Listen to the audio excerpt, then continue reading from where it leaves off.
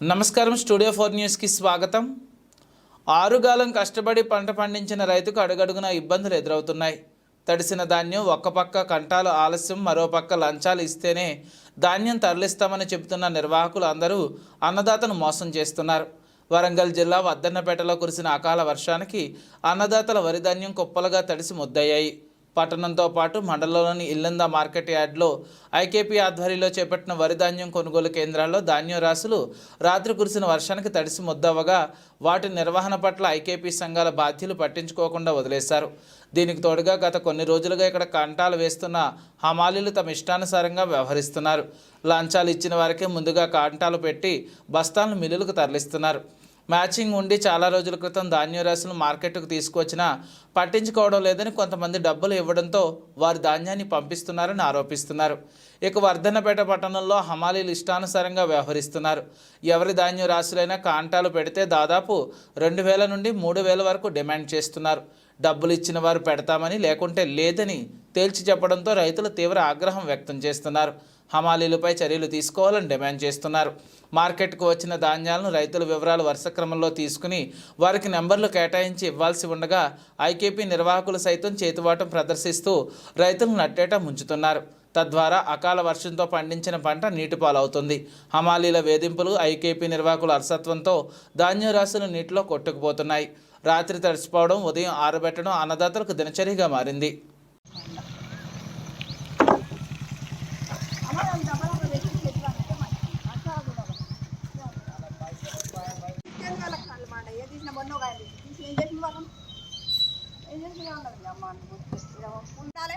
ఈ వానలు తడిసి మొలకలు వస్తా అంటే ఇది ఆగమైపోతుంది. వాళ్ళకి ఏమవుతుంది? వాళ్ళ రూపాయలు పోతానే, వాళ్ళ పంట పోతుందా, వాళ్ళు ఏం పోతారు?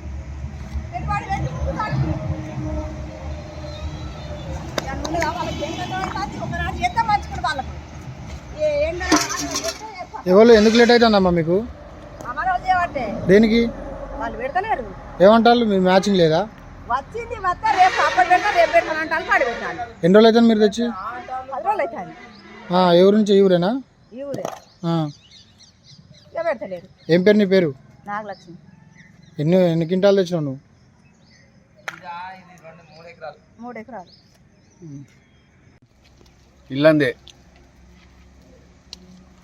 ఎప్పుడు తెచ్చినావు నువ్వు? 5వ తారీఖు ఇచ్చిన.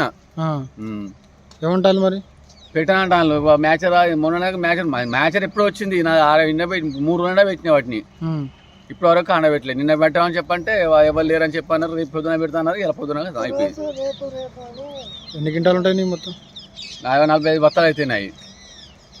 ఏం పేరు నీ పేరు? ఎండి యాకూబ్ అలీ. శివారు భూమి కానీ మాది కుమ్మరి కూడా ఉన్నాం. ఇక ఇక్కడనే ఇక ఒడ్లు పోసి ఇక ఆరబెస్తాను. ఇక ఆరబెట్టిన మ్యాచ్ వచ్చినాక ఎన్ని రోజులు అవుతా నువ్వు తెచ్చి? ఎన్ని రోజులు అయింది? ఇప్పుడు ఇది పోసి ఇక 15 రోజులు అవుతుంది. నీడకు పెడతారు కాంట. ఇక ఈ ఎండలు ఉన్నాయి, ఎండ కొడతా అంటే మేము కూడా ఊపుకుంటున్నాం. వాళ్ళు ఇక ఎండ కొడతాను కదా, ఎవరైనా పానం కదా, ఇక ఎండ కొట్టినాక పొద్దుగాలని పెడతా అంటే పొద్దుగాలు లారీ రాగానే ఆ కాంట పెట్టిన బాపది ఒడ్లను అవి బత్తలు పోవాలని బత్తలు పంపిస్తాను. అడిగితే ఏమంటారు? అడిగితే పెడదామని అంటున్నారు. అంటే దీనికి సీరియల్ నెంబర్ ఇవేమి ఇస్తలేరా మీకు? ఈ సీరియల్ నెంబర్ ప్రకారంగా పెట్టాలంటే మాకు మేము సవాలా ఎండ ఉండే ఎవరైనా ఇక ఎండ కొడతాం కానీ మేము ఊపుకుంటాం. అది